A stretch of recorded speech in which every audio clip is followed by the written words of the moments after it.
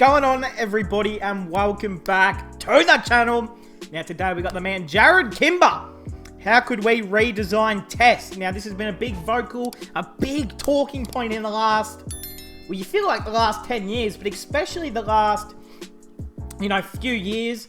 The big talking point's been not how to save Test cricket, because Test cricket is, in my opinion, the greatest form of cricket there will ever be. And I don't really think there's a problem with it. I just think the things that need to be fixed at the moment is, pitches. I think, we need exciting pitches for cricket. That's number one. We need, I guess it's trying to find a way to get crowds back into filled cricket stadiums. Now, of course, we know what's happened over the last few years with the world, which makes that difficult. But yeah, I mean, that's what we're here watching the video for. So hey, original link in the description. Go share, go show the great man some love. But hey, let's go straight into it. 250-year period. Most sports are lucky to have 100 years of history, and ours is so old we don't actually know where the name cricket comes from. Wait a minute! That means many things from our sport have been passed down from a different world. In fact, in some ways, I never thought about it like that. Bro, imagine if cricket has been played for like thousands and thousands of years, like from Martians on Venus. You just never know, do you? Different sport. And some of these have held up really well. Like, this is going to sound weird because no one really seems to see it this way, but making it a 5-day sport was actually a pretty good idea from a ticket perspective, then from a TV and a streaming perspective. Yeah. Also, the white clothing became a defining image of the game. And even many of the random old laws were quite handy. Like, for instance, LBW came from the time when, in the late 1700s, we rolled the ball on the ground. Yeah. I think, quite obviously, our sport would be much worse if LBW wasn't part of it. Yep.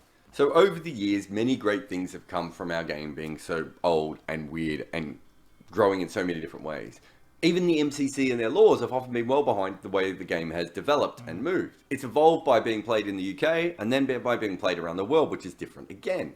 But there are many things that have happened that you simply wouldn't do today. It took us over 100 years to put players' names on their back, despite the fact that the players are so far away on a cricket field. Who remembers, alright, last pause of the video, but who remembers when, it was confirmed that we were going to have names on the back of players' test jerseys and their test shirts? And who remembers how many people were like, no, we need to keep it traditional. Everyone knows who everyone is. Don't you dare help out the casual cricket fans.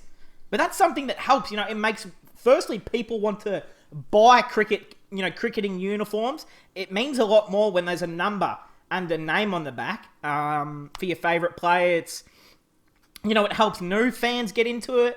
I think it was a great idea. You'd be 100 metres away, we dressed them all identically, and then we didn't allow anyone to actually work out who was who. Yeah. That's the thing, that if cricket was designed now, you would never do that. Exactly. So I wanted to come at this from a different angle, because knowing what we know now, if you had the chance of redesigning Test cricket, what kind of changes would you make? So I threw out a tweet, and I got a lot of responses. All right!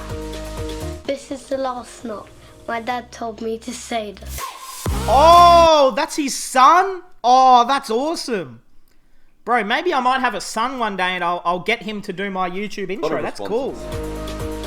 Hey, he's got the old school Bangladesh kit on as well. I've been looking for these prime, old West Indian, Zimbabwe, Bangladesh, old cricketing kits. That is one of my favourites right there.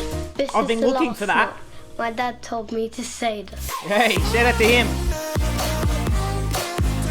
There were obviously a lot of people saying, now, no changes, it's perfect, which is nonsense. It will continually change like it always has. If you think it's perfect now, that took years and years and years of subtle little changes and sometimes massive changes within our game to get it that way. And the way that it is played will change. That means the people who are running it will have to continually change it. That's just a normal thing. Like, for instance, if you love the fact that Test cricket goes for 5 days, that's like a reasonably new thing. It wasn't really until the 80s that became uniform.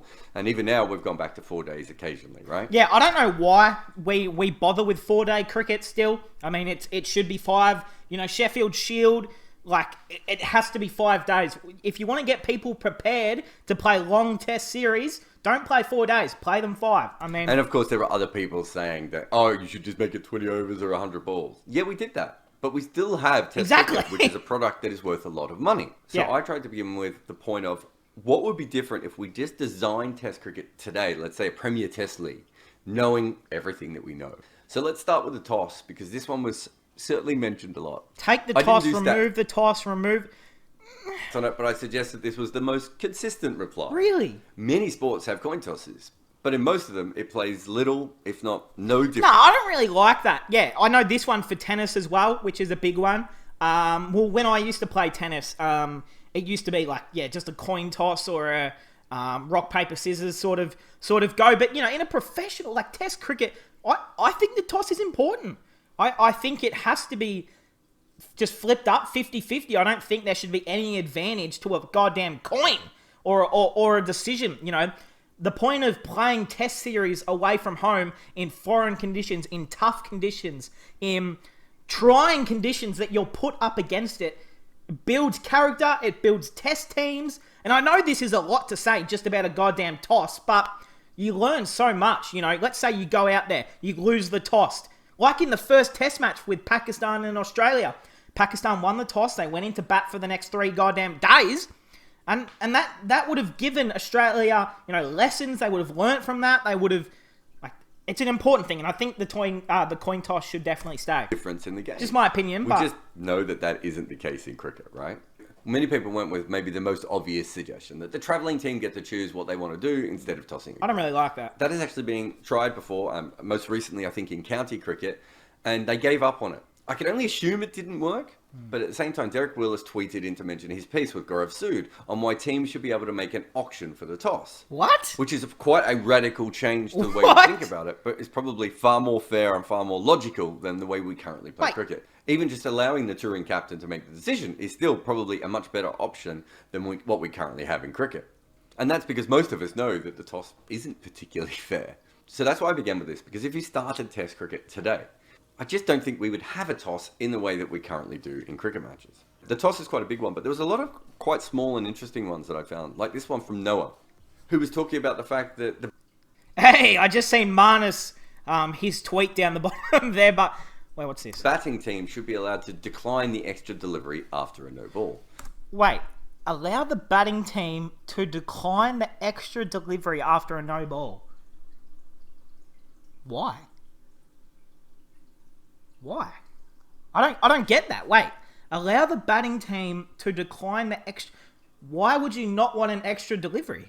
Well, to be honest, I've always thought that if a no ball is bowled in Test cricket, you should get a free hit. I don't care if it's not T20. I don't care if it's not ODI cricket. I've always had this in my mind, and I've always thought... So I'm glad this has actually been brought up, that even in Test cricket, if you bowl a no ball, the team should be able to get a free hit. And the only way you can obviously go out is getting a run out.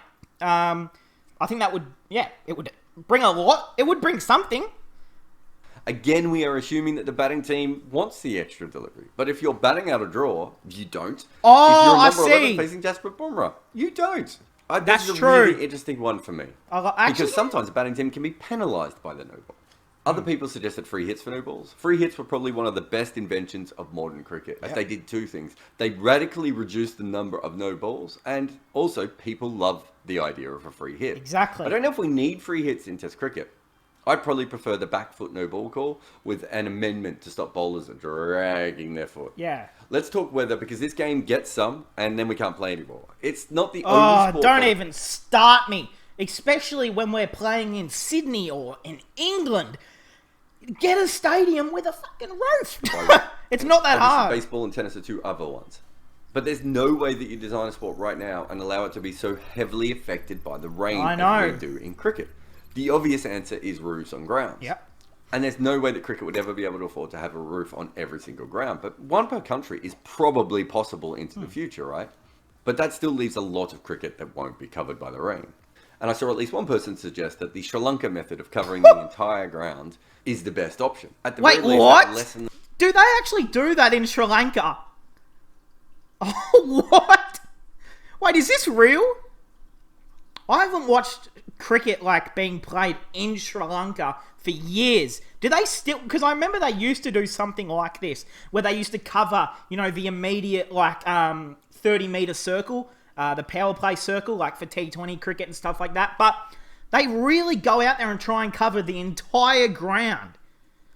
I mean, it's probably a smart solution. It just, you're probably paying an extra 600 people to work. Covering the entire ground is the best option. Yeah. At the very least, that would lessen the time that we have to wait before coming back on. Yeah, true. But surely the perfect thing would be to play through light rain. And we can't do that at the moment because it ruins the ball and also can ruin the pitch, or at least change the pitch so much so that it's not really worth playing anymore. Yeah. But the only way to be able to do that, of course, is to make the ball out of something that isn't leather. And that's a problem because the degradation of the ball is part of the game. Yeah. It's supposed to start shiny and new and then get worse as the game goes on. And none of this is even mentioning Jason Gillespie's point here, where we probably don't need to kill animals to play our sport. Yo! Right? But it's not just the ball that would be a problem with light rain. The other thing would be the pitches.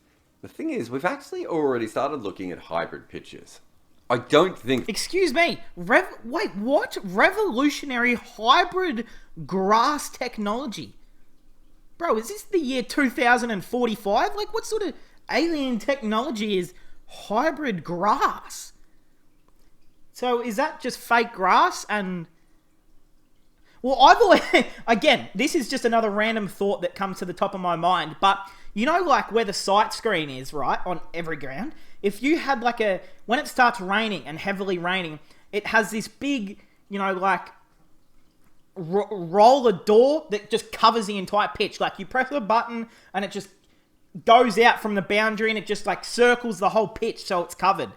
I mean, I don't know if that's even possible, but I've always thought that would be a great idea. For Test cricket, we would ever go to them.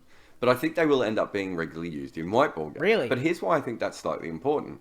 If we use them more in white ball games, the curators won't have to worry about the pitches as much. That would actually improve the quality of the pitch. At the moment, there is so much cricket being played across any square of any professional cricket ground that the pitches are generally just not as good as they should be. Yeah. If you had a couple of hybrid synthetic pitches there, the groundkeepers wouldn't have to spend as much time on those wickets. Plus, they could be reused. Oh, I see. So we're talking about the pitch, not the outfield. Right, I see. Of course, that still doesn't help us with playing more in the rain. But Yeah. I can't do everything. Yeah, true. And of course, we've already moved on from the rain, really, haven't we? And we're talking about pitches here. And if you don't want to go all the way with synthetic wickets, and I really think that that's a bit tricky for Test cricket, what about independent pitch curators? We already have independent umpires, and the pitch plays a bigger role than the umpires, right? So it would make sense to do that.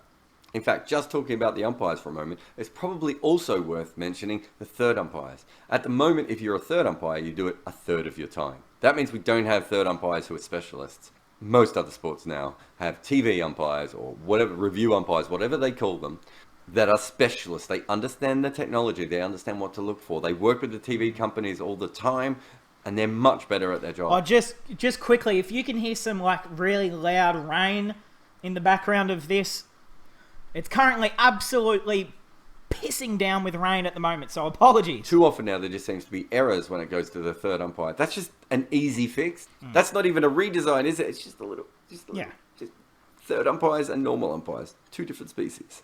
But to get back to the original point, if you were redesigning Test cricket from scratch, you might well not use a leather ball that goes out of shape all the time, or an outfield made of real turf that is hard to drain, or a pure grass wicket. The idea, if you're redesigning it today, is you would want the sport to be played more often, right? And I suppose that takes us to overrates. Now, do away with meaningless overrate penalties. If the match ends under 5 days, it shouldn't matter if you only bowl. Yeah, I think that's a pretty common sense rule. Of course, England were fined, I think, like 100 or 75% of their match fee after the first Ashes test for slow overrate. And we only ended up playing like 4 days of cricket. So I think common sense just sometimes has to overrule a rule. Overrates, most people talked about penalties for overrates for the bowling team. I still think we're talking about overrates completely wrong. The reason that teams don't bowl over 90 overs that often isn't just the bowling team. The batters are just as much involved in this, and the way that the game is played, and also DRS, is a huge factor in all this now. This is one of those things that if you're redesigning a sport, you want to eliminate. The constant chat about overrates. Because it makes your game look silly when you don't have to. So, I don't care what the new system is, but if you're redesigning Test cricket, that's certainly something you'd have to look at. Because you would want as much cricket possible. And that also comes in with rain, as we've already discussed, and light. We stop for a bunch of reasons that would make another sport blush.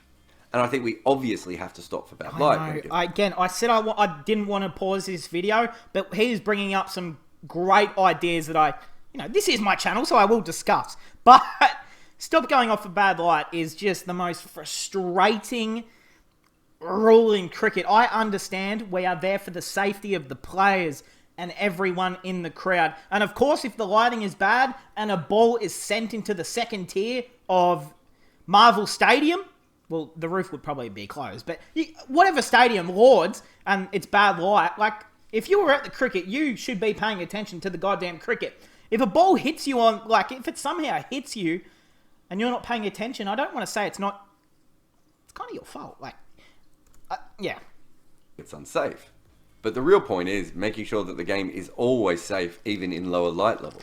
For instance, if it does get dark, we could turn the lights on. Or you just switch to a pink ball. Now, I know that can't always work, especially in ODI and T20, because that's white ball cricket, but... That means if you were designing test cricket from today, we probably wouldn't be using red balls because they don't work under the lights. They create a shadow. It confuses the batter. They're not easy to see. Fielders don't like them.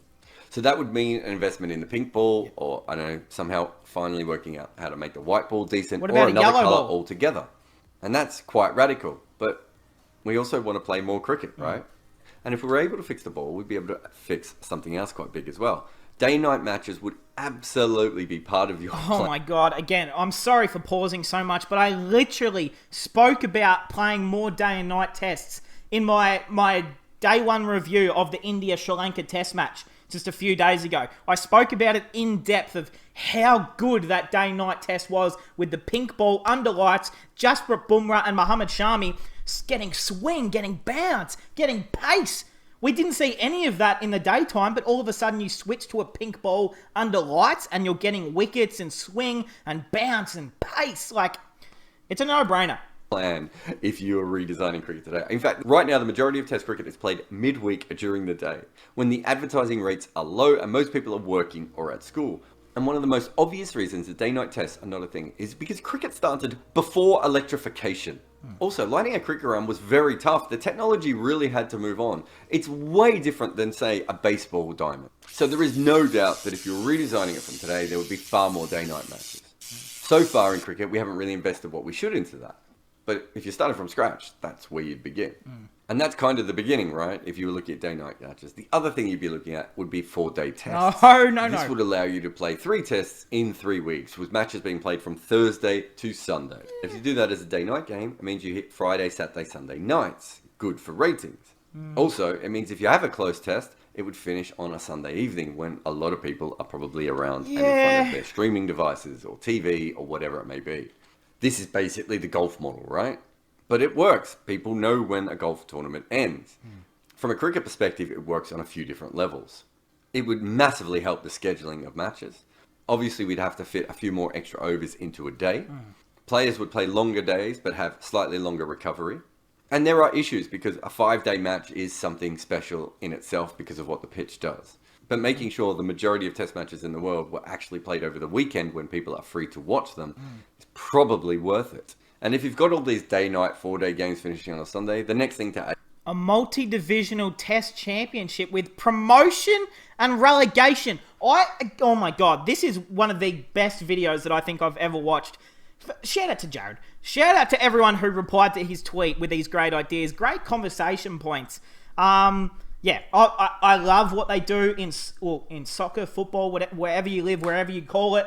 Relegation, like the Premier League and all those leagues, it should be a thing. I've always thought it should be a thing. You know, teams like, Zimbabwe, Ireland, Scotland, Uganda, Papua New Guinea, Netherlands, bloody America, they play a lot of cricket. All Ireland, all of those, sort of bottom level nation teams, they play in their own, division, their own second grade in a way, second grade cricket.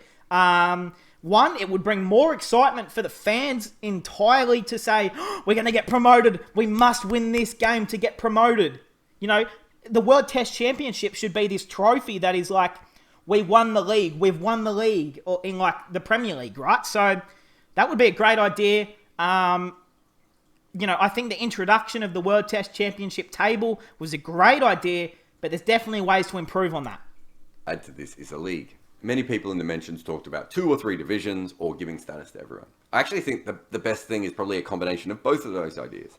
Everyone gets to play Test cricket. Let's Yeah. end this nonsensical private boys club of Test cricket. Exactly. If you are an international team and you want to play a Test, you are allowed to play a Yep, Test. agreed. But there are divisions because that is how sport should work. Yeah. Like, you're not going to set up America to play a 5-test series against Australia tomorrow, although that actually sounds like a really good idea. Imagine if Australia went to the USA with, like, our Australia A squad, and then we played at, like, a few test matches. That's a really good idea. I think I've just thought of a good idea. Hey, wouldn't that be cool? You know, just if we sent, like, you know, India's A or B team to well, you're probably India and Australia. We would probably have to send our under-19s World Cup team to not, you know, destroy America, but I actually like that now that I think You should have to earn your trip to the top. Yeah, true. Australia, New Zealand, South Africa, West Indies, England, India, all these early teams, you shouldn't get to just stay in Division 1 of Test cricket because you played it like 100 years ago, Yeah. right? Just because some person thought it was a nice place to go on holiday occasionally. Yeah. You earn your right to go at the top. But if you're an international team, you should also automatically qualify to play a Test match if you want to. The idea of international sport is that you prove yourself to be worthy to be at the top level at all time.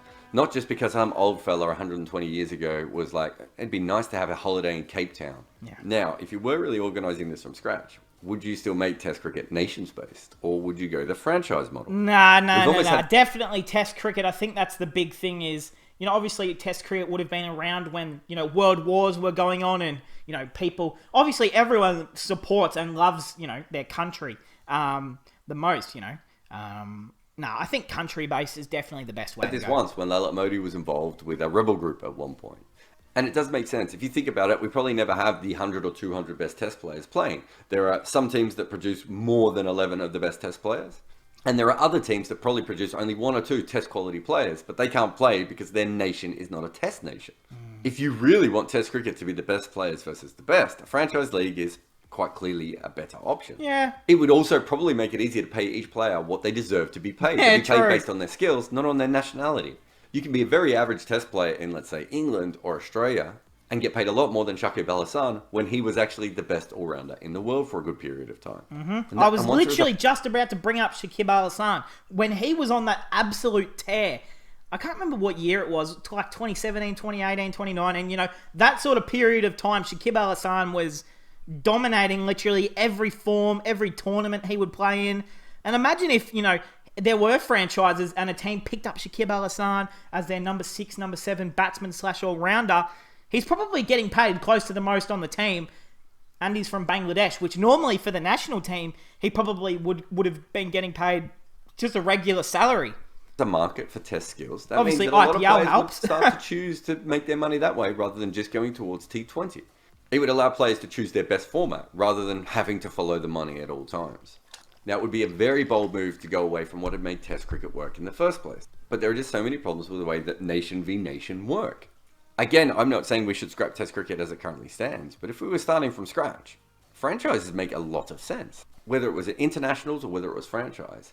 If you did have a proper league, you would actually have someone finally running Test cricket. At the moment, no one is in charge of the Test game. Certainly not the ICC, not the BCCI, not no one. And so many of the problems that we have within the game just aren't fixed because no one is in charge. Leagues have to be run by someone. That's pretty big, those last changes. So let's just come down to some smaller stuff again. Many people talked about taking away the limit on bounces, essentially making sure that Test cricket is a battle royale type sport. And I do get it, but I don't think if we were redesigning this from today, if we know everything we do about CTE and duty of care, that we'd suddenly allow this. Yeah, what the fuck? I reckon that would have been a horrible rule. I mean, imagine, like, literally someone like Shaheen Afridi or Mitchell Stark or Kyle Jamieson. Imagine if they just bowled 6 bounces in an over. Like, you would be fucked. You would not have a chance. To become a blood sport. It would make it No one impossible. said anything about bails, but people have suggested to me before that we should remove bails from international cricket. And as soon as the wicket We gets now hit, have technology that lets us know, Yeah. most of the time anyway, if the ball has hit the stumps. I can agree but with we that. also know that the ball can sometimes hit the stumps quite hard and the bails don't fall, and Yeah. other times it hits quite softly and the bails do fall. I personally am okay with it. Yeah. But again, Me if too. we're starting from scratch, I'm not sure that we need this 200-year relic when we have technology that is far more advanced. than that. exactly. Bales will always be part of cricket because obviously at the lower level that's not a problem. Oh my God, why aren't the stumps, like, why do we need the zinger bales where they light up? Why don't the stumps just light up? I mean, it makes so much more sense. At the test level, if you've got someone steaming in and actually smacking the ball into the stumps and the bales don't fall, I can see why these people feel that way. Yeah. Here's another one that was brought up quite a lot. We are still shaping our game around lunch breaks when we're actually in the year 2022. We need breaks, but surely they need to be of equal time and flexible. Yeah. It's incredible that we still haven't got to that point. I know. And let me finish with a favourite of mine that I originally came up with when it comes to T20. But it also works in Test cricket. As we were talking about before, we know at the moment that Test cricket is not really the best against the best. And there's a few different reasons for that. One is the nation-based model. One currently is the financial model as well. Yeah. But there are ways that you can glam up the contest on the field to make it a lot more the best versus the best. For instance, do we really need number 11s facing a part-time spinner in a test match? No, we don't. We could give test cricket teams a bench. And I'm not talking about injury subs here. That's too easy to cheat. Yeah. And outside of blood and concussions, I don't think there are many, if any, professional sports that allow injury substitutes. Yeah. Generally, they have benches. And I promise that on any day ending with a Y, I could find an injury to sub out every fast bowler in the world. They're always injured. What I'm talking about is a real bench. The history of substitutions in football is actually quite interesting. But in truth, while they had it in football as far back as the 1850s, Ooh. in-game changes didn't come about to the 1950s. Really? And rugby was even later again. The idea of substitutes in English sports didn't really exist. It was the American sports that had benches. Yeah, and the so NFL. that means that cricket, which was the dominant sport for 100, 150 years, would have seen no reason to ever have a bench. And you might like part-timers and number 11s. And the question is would you devise this game from scratch to send out players who cannot bat at all to face fast bowlers? Actually, you know what? Now that I'm thinking about it, I actually don't like. I think it's kind of the thing about cricket is, let's not, of course, cricket is one of the biggest sports in the world. This is a professional sporting league. This is something that should always be taken seriously to the highest level.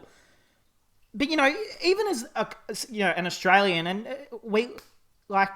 I kind of like it. It's funny, you see you're sending someone out there like Adam Zampa to face the last ball, and he's got to he's getting bowled to by Aaron Finch in a Big Bash League game. It's not ideal. I didn't sign up for this, but you're not going to be watching it for too long. I think it's funny. And you see here, I am the son of a number 11, my dad. He has no skill as a batsman. Yeah, I mean, I reckon it's fun. Especially in local cricket, it always brings a good laugh. It's a fantastic quirk of our game, but I'm not sure you'd start with it from now. Not to mention that if a bowler gets injured in a game, it makes that game very lopsided. And yes, on occasion, the team with the injury can still come back and win, and it's magnificent. More often than not, if one of your 4 or 5 bowlers goes down, you're in trouble. But also, this is more about how we talk about cricket, right? I would say most of the conversations we have about cricket via the media and the fans is about who is in the team and who is not in the team. It's a 5-day game. We have 7 days of moaning about the selection. And that's not even mentioning how often teams just misread the pitch. I want it to be very clear. I'm not talking about the stupid super sub rule of ODI cricket, or the one that the Big Bash has. No, I was just about to bring that up, actually. I was about to say, bring the X Factor into Test cricket. Now, do not call it the X Factor, because it is a tacky name that should only stay in the Big Bash. But you can bring some form of, direct replacement for a player. Like, let's say, touch wood. Do I have any wood near me? Touch wood that, Mitchell Stark in Hines, like Mitchell Stark, he does a calf injury tomorrow and he can't play for the next 3 months. And we have a direct sub sitting on the bench as our 12th man. You don't want to bring in an extra batsman, but you have a direct replacement for that direct position. It's like the concussion sub when Marnus came in for Smitty. It could be like, Stark went out. We've got Hazelwood sitting on the bench. Like, we'd happily bring him back into the team. Scott Boland's on the bench. Bring him in. Like, I feel like before each test match, you list a direct replacement for each player, one as a fielder, one as a batsman, one as a bowler, or a keeper. I think that would do. Let's change it so that every team has a bench with 2 quicks, a couple of new ball seamers, and every kind of spinner they want. Maybe a keeper who specialises in quicks, standing back, and another one who stands up at the stump. And we haven't even got to all the different things you could do with batters. You could have unlimited substitutions. You could have 3 substitutions per game, whatever you wanted. But depending on how far you pushed it, You could have the best 7 or 8 bowlers on the team going up against the best 11 batters from the opposition. Okay. Truly best versus best. And as much as I Hey, love the NBA All-Star game. Actually, I won't go back to that. Test cricket and the quirky way that it has developed over the years, there are so many changes. Actually, hold on. You know what? He just showed the NBA All-Star list. Where is it? Hold on. I want to find it. That it has developed over the years. There are so many changes. And the quirky way that it has developed over the years. There are so many. Did I miss it? Where the fuck But is depending it? on how far you pushed it, you could have the best 7 or 8 bowlers on the team going up against the best 11 batters from the opposition. All right, where is the man Trey Young? There he is, Trey Young. I've got your jersey on, Trey. I know you're watching. Shout out to you. Truly best versus best. And as much as I love Test cricket and the quirky way that it has developed over the years, there are so many changes that we could make. In fact, one that I haven't really talked about here is we might just have a split one day, like what happened with rugby or motor racing. Test cricket might be a sport on its own, and at that stage, some of these things might be looked at. I don't know how many of these will ever occur. And there's certainly no rush at the moment to redesign Test cricket from anyone I can see. Most of the things that happen to our 5-day game at the moment are just dirty bandages on an open wound, right? But one thing I know about this game is that it has always changed. And if it hadn't changed, we wouldn't even like it as much as we would. It's just that Test cricket usually changes a little bit at a time, which is why my suggestions are slightly more radical. Hey, shout out to the man right here, Jared Kimber. Oh, I'm on my other channel. That's why it says I'm not subscribed. But I'm subscribed to my other channel, so don't forget that. But hey, that will cap it off. Hey, shout out. Original link in the description to the man. He's put a lot of hard work into this video. So firstly, go over there, show the man some love. Go leave him a like, subscribe to him and everything like that. You know, will any of these rule changes ever come in? Like, you know, we've only got to think of how the saliva rule was changed just a few days ago. The like you can't rub saliva on the ball to shine it. Fuck, what was the other? There was a few other rules that I can't remember. But, you know, this is a game that doesn't change very often. It's a game that, you know, is quite prestigious and, you know, what's the word I'm looking for? Not royalty. Like vintage in a way, you know, but there's still a lot of people who are involved in the game that are quite, I don't want to be mean, but, you know, a bunch of old heads who control the game who don't want to see changes because they're traditionalists, which in some stages is okay, some stages it's not. But hey, let me know in the comments, please. I'm going through every comment. Let me know what would be your #1 change if Test cricket was given to you today and you were able to make one single or 3. Have some fun with it. Let me know in the comments. Hey, that will cap it off, guys. I hope you guys enjoyed and I'll see you guys in the next one.